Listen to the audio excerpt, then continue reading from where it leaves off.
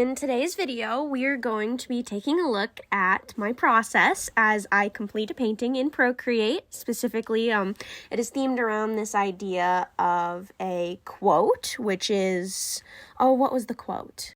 No one is going to take the blame for you. I've mentioned in a previous video of mine that I am kind of taking on challenges that I've heard other content creators and art creatives here on YouTube talk about in regard to like projects and things that they were given throughout their completion of an art degree. And specifically this one comes from Gel Arts, who I believe like the gist of the project was that they picked out a quote or something like that, and then based off of that quote created a thematic piece. And so I am here trying to kind of put my own take and my own spin on that. And I also wanted to take a little bit of time and talk about some of the like small little milestones that I've been hitting and kind of how that feels and what it's like, I guess, to be like a really small creator on YouTube. So if those two things sound like something that you would enjoy, I'm Rifflet. Feel free to call me Rory. And if you're new around here, hi, hello, how are you? Feel free to let me know in the comments down below. I like to create dope art content and hopefully a chill atmosphere. And if you're not new around here, what is up, my guys? Let's get into this video. So, to first start off about what I'm kind of drawing and painting in Procreate here, I really wanted to draw a squirrel. I've never really drawn them before, and I fell in love with their bushy tail, and I was like, I kind of want to draw one. So, I, went ahead and sketched something up in my free time and then plugged it into a new artboard as a template. Basically, I just lowered the opacity of the original sketch, and here I am just going through and taking the time to darken my sketch, refine my sketch, and kind of really map out what's going on in this illustration. And I had this idea of a squirrel like stealing bird feed out of a bird feeder, and the bird's not being so happy with that. And that led me to this, little illustration where I'm kind of focusing a little bit on the details in the squirrel, and a little bit on the background. I was kind of working on how I want to draw sky.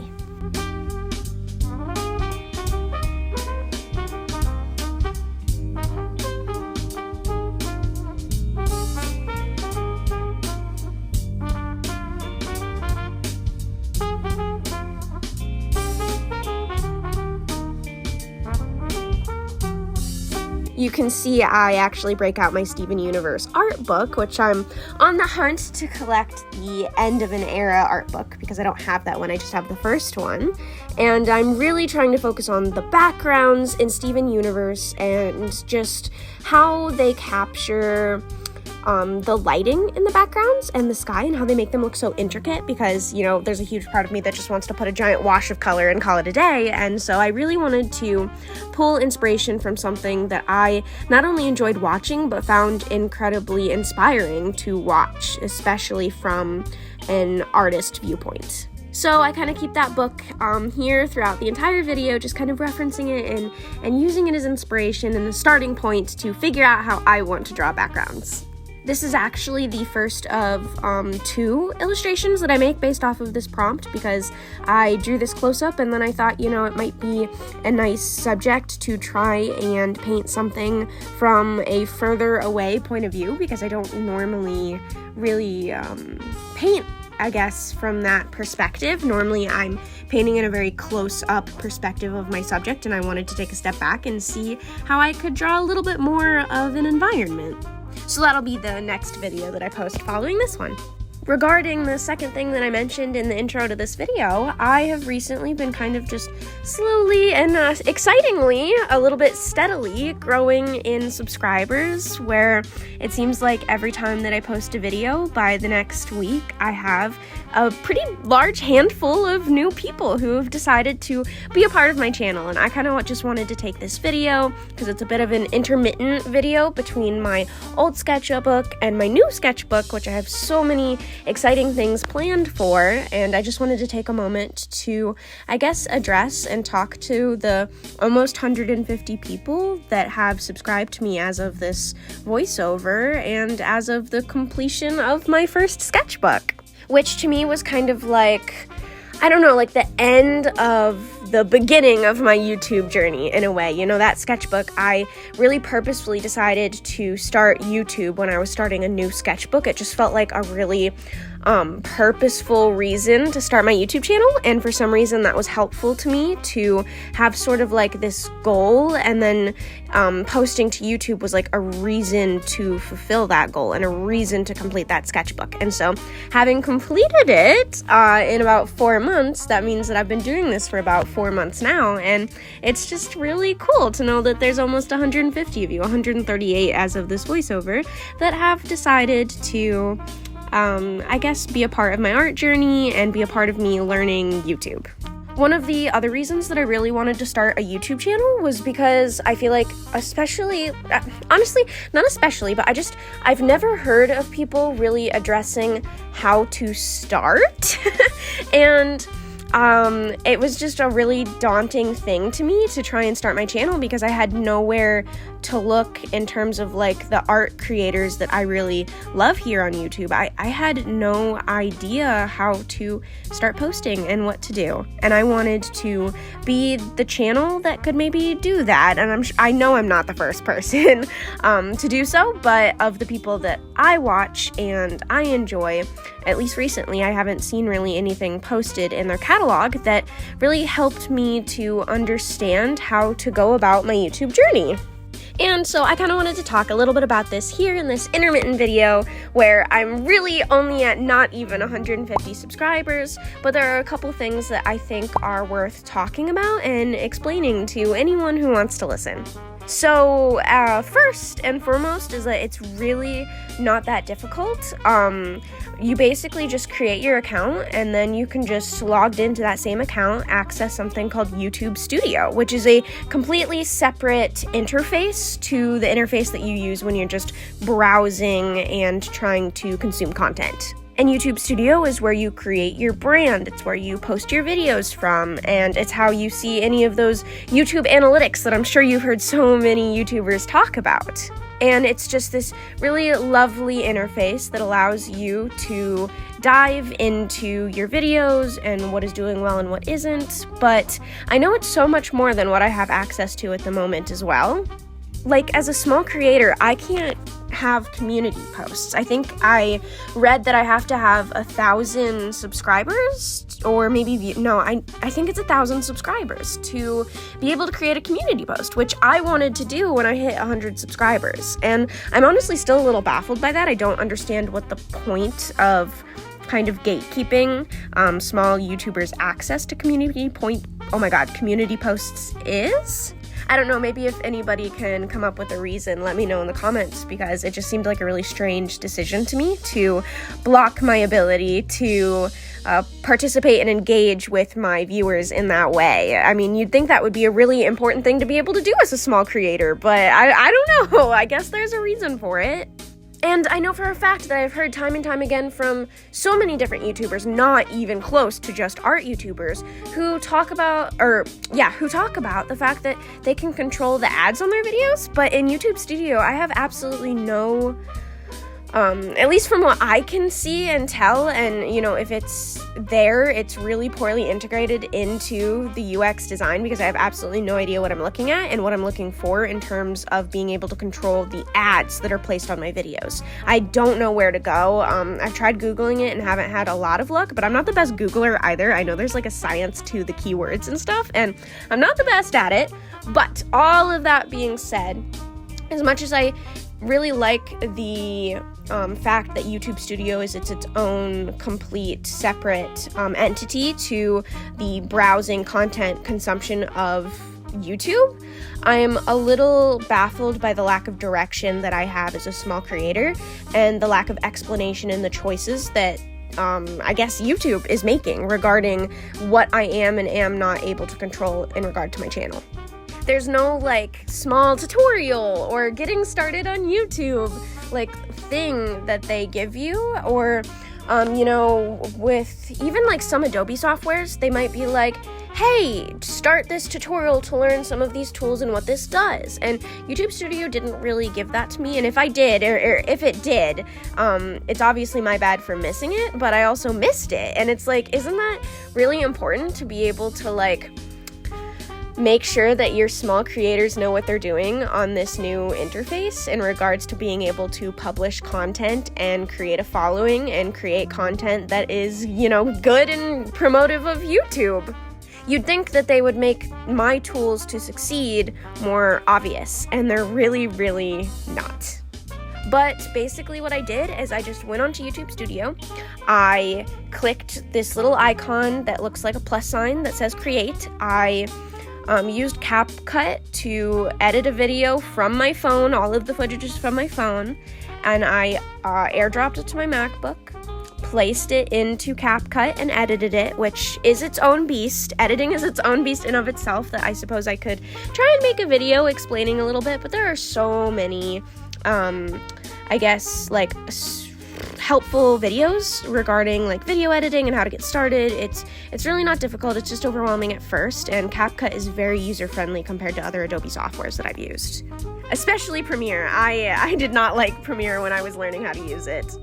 But once I've finished editing in editing in CapCut, I would also click on the audio icon in CapCut, and that's where you can get all these different audio cues as well as royalty-free music, which means that you won't get copyright struck, and it's just very helpful to have the audio and media be able to be handled in the same application and to have access to the audio in the same application, because normally you might have to Google a royalty-free website that would then allow you to pull music from their website, and then you'd have to find a way to put it into CapCut and so on and so forth. So I really love the desktop version of CapCut. The free version has everything that I need to make I think there are some of the best quality videos that I could at the moment, that's for sure.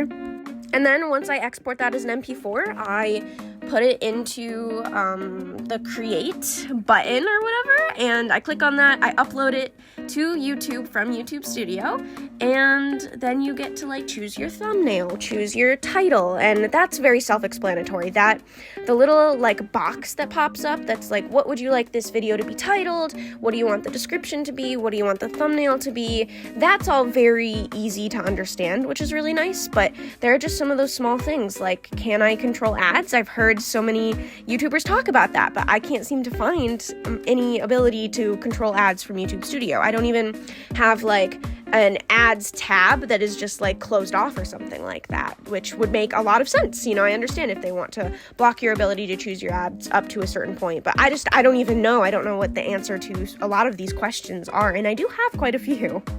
And you would just think that it would be a little bit more user-friendly, this YouTube Studio, when it comes to smaller creators and posting, because there are a lot of unknowns, and that's just really strange to me.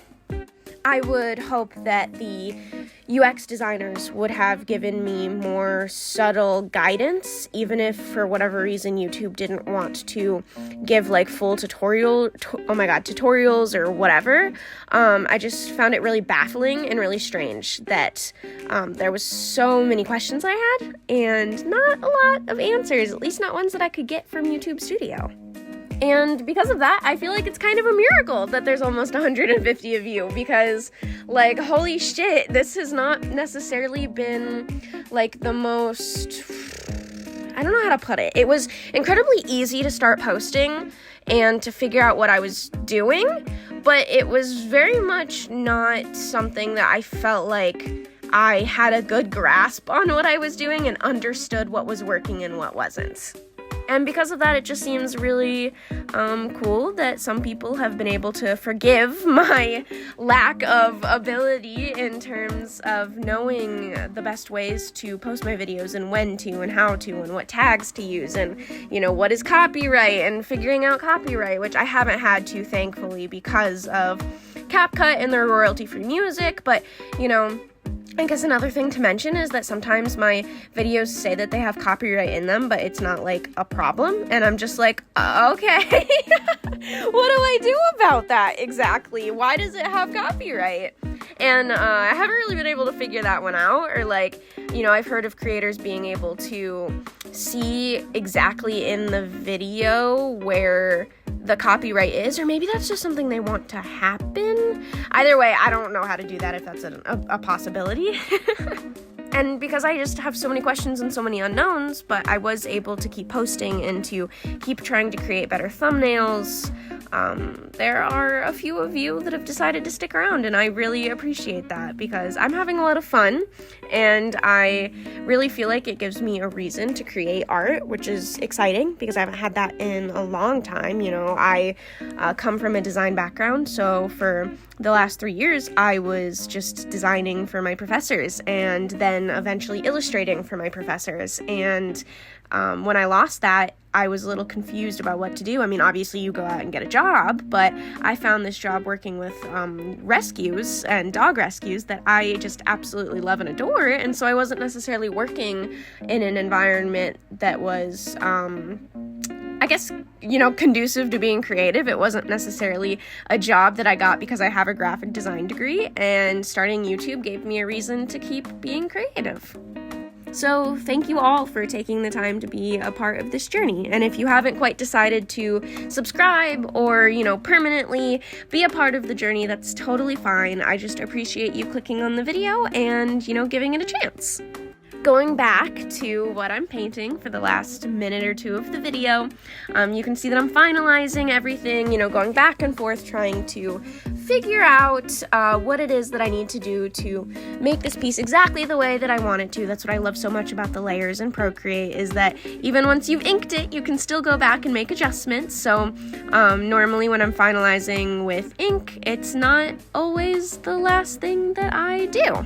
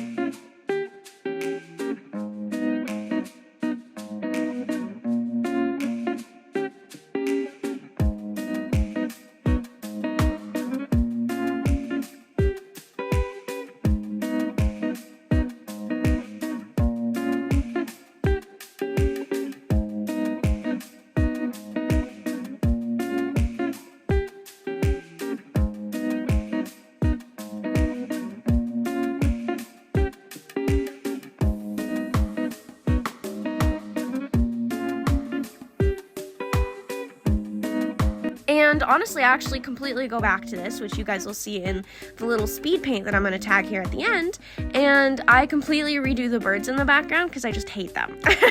I start to look at it more and more, and I really don't like them. And like where he's grabbing the seeds out of like the kind of just like dirt looking seed pile in the bird feeder, I don't love that either, so I also edit that a little bit. And so you guys will see that even after I consider this completed, I go back to it and kind of make a final little adjustment.